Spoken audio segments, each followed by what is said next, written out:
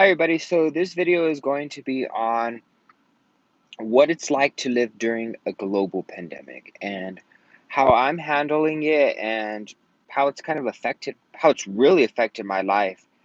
Um, so let me try to articulate how it's made me feel. I feel very isolated. I've kind of gotten over it a bit, but it's still there. I feel very depressed because of the virus preventing me from really being around people and you know family events, and it's just not a lot of stuff has happened in the past few months. This whole year has just disappeared completely, I feel. It's really affected me pretty hard, this virus, because my auntie passed away at the beginning of the virus, and I didn't see her for 5 years, 5 or 6 years, and I finally got to see her again because I grew up with her. And she was in a long-term facility, and I was seeing her every week. And then they closed it down, and I couldn't see her for 2 months in the end of her life. And I'm pretty sad about that because I couldn't see her and I couldn't say goodbye to her in a way. I did, but I didn't. Like, I had so much left to talk to her about and tell her about my life, how it's been for 5 or 6 years. And she didn't, she had a funeral, but there was only 10 people allowed. And basically, she was buried and I couldn't be there. I saw her in a casket for the showing, but they didn't allow me to go to the burial because she was it was 10 people max, which is pretty shitty because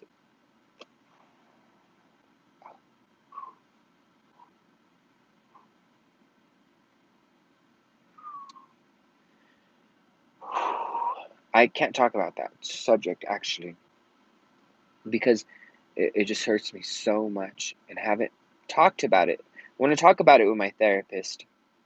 Yeah, it was 10 people max for a burial. And every funeral I've been to, funerals are already hard as they are, but I couldn't, I can't talk about this. Sorry, guys, I don't mean to get emotional. I haven't done a video in a while, and it's just been really hard on me to, I feel like I haven't accepted her death, and I haven't processed it like I should have because I haven't had closure in a way. And this virus has really taken that away from me with my auntie. I really loved her. As a kid growing up, she was just always there and comforting me in a way. And then I didn't talk to her for 6 years before the virus hit. And then I talked to her, ironically enough, around September.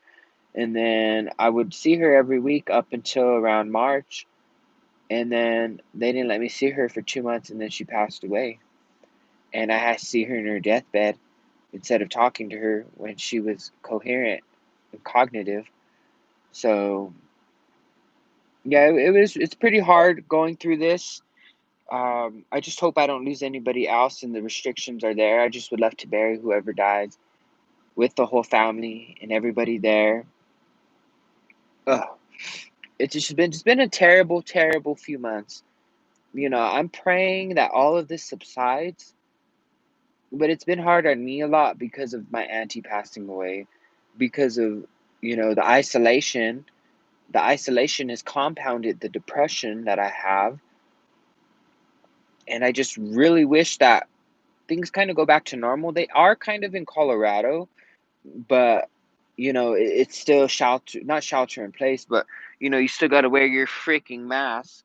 Oh, put your mask on. Put your mask on. Put your mask on before you come into the freaking store. Let me put my mask on. Let me show you my mask so I could, in case I look at this in 10 years, I could say I was in a global pandemic and I had to wear a freaking mask because I was going to die if people around me are dying, everyone's dying. It's pretty sad. This virus, honestly, it hides your face, but I love my face. I love my face. And then I have to hide my face all the time. I can't breathe. I was at church for the first time yesterday and I couldn't breathe. My face starts tingling.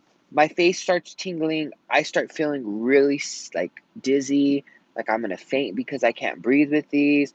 And then people all stare at me when I take it off. I'm sorry, I can't freaking breathe with these on. I cannot breathe. Yes, I have glasses.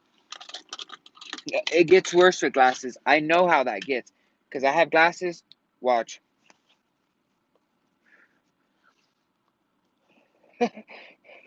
They fog up. They literally fog up. My glasses will fog up. I don't really like my glasses. I don't like glasses because they just feel like something heavy on my face. Nor do I like these masks. I'm tired of these masks. I'm tired of the fucking masks. I'm tired of this pandemic. I want it to go away. And it won't go away now because it's gotten the worst in the world here in the United States because of that freaking idiot. Yeah, it sucks. It really sucks that when you wear a mask, your glasses just fog up. It's pretty trippy. Uh, can't see, can't breathe. I'm gonna die right here. Um, you know, but it's yeah, bro. It sucks. It's terrible. I hope there's a divine God that Enzo. Hi Enzo. I hope there's a divine God that takes this away because the other pandemic from 1930, what was it, the 1930s? That lasted 2 or 3 years before they found a cure. I'm surprised they haven't found a cure yet. The Spanish flu. Yeah, that's the one I'm referring to, the one from the 1930s, 1932, I don't remember, 37, was it 1932, the Spanish flu pandemic, yeah. And that lasted for 2 years. And to how if I live like this for 2 years, I feel like I'm going crazy. I'm going batshit crazy, not being able to go to the movies, seeing people with masks everywhere, reminded constantly, every single day, every minute of the day, we're still in this pandemic. It's right here. It's here to stay for a while. Yeah, it's terrible. And to continuously be reminded of it is bad, but you kind of have to because people are going to die. Like, people, yeah, people are dying. Sorry, I just get really emotional thinking about everything that has happened. All the 160,000 people that have died. 160,000 people that didn't need to die because of this man and his incompetence.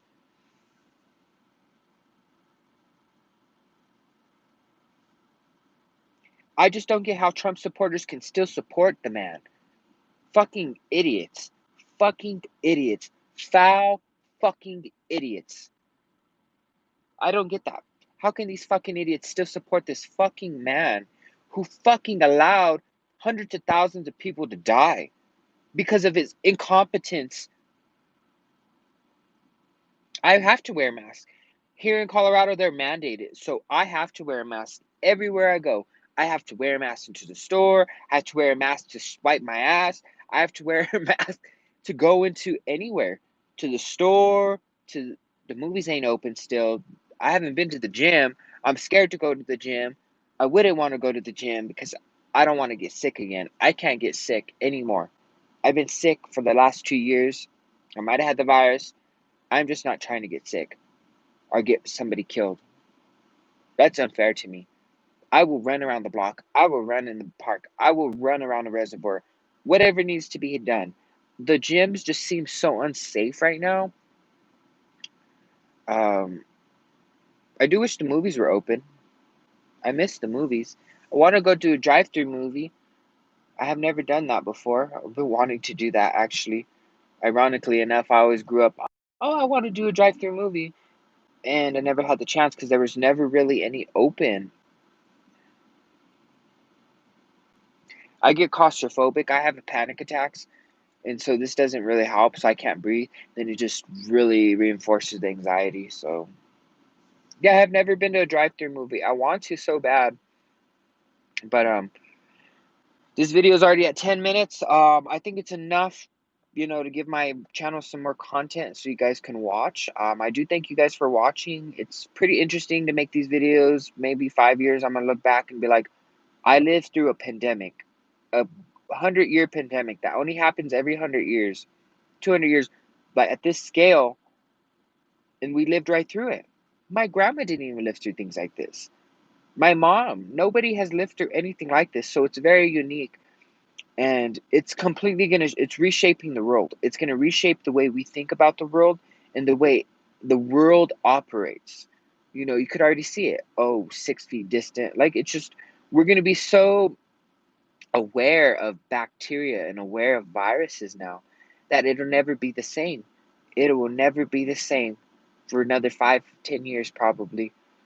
This is our reality we're in. We're in this fucking reality, and it's so fucking terrible. I don't want to be in this. I feel like I'm in a nightmare. Thank you. I honestly feel like I'm in a nightmare right now. I don't know how to escape this nightmare. One day, woke up and it was shelter in place. Don't leave your home. Stay where you're at. You can't go to the stores. You can't go anywhere. Limit. It was just freaky. It was the freakiest thing I've ever experienced. You know,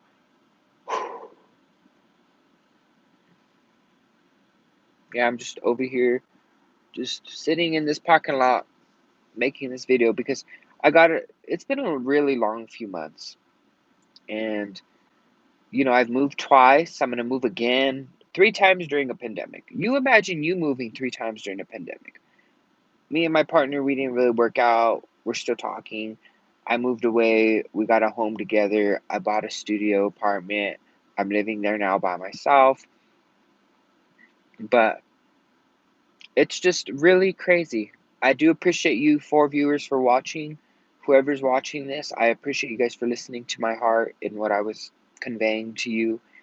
I might not have a million viewers, but honestly, as long as I have an outlet and somebody can take something substantive out of what I say to them, that's all that matters, to be honest. And maybe years down the line, a lot of people will see this. Thank you so much, Enzo. I would love to feature you on my channel. I already done a few people. I've done podcasts.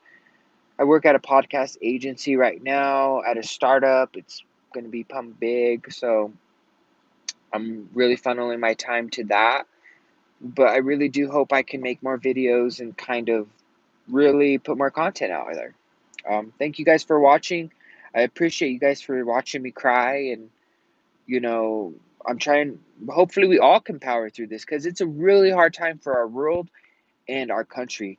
Nobody has ever lived through anything like this, and we need all of the strength and positivity. Thank you for saying that we can have in the world right now, because it's just so brutal. And if we don't come together as a country, as a world, we're gonna see so much famine and so much, so much. It's going to be another depression, and it's going to be really, really bad here in the United States. So we need to wake up. We need to wake up. We need to start working towards the betterment of the whole collective. Thank you guys for watching. I appreciate you guys for watching. I post on Twitter every day at Jared Valdez 4. I have Instagram at Valdez Jared. I have a Snapchat at Jared Valdez. If you guys want to keep up with me, go ahead and keep up with my social media. I'm very active again. Um, Thank you guys for listening. It's been a very, it's been a very brutal few months, and I'll be making more videos to update you guys on how I'm doing through this crisis. This is a crisis that we're in. We're in a crisis, and we need to come together. I have a Discord account, so I want to make it. I have a Discord server actually, Studio Jer. Thank you guys for watching.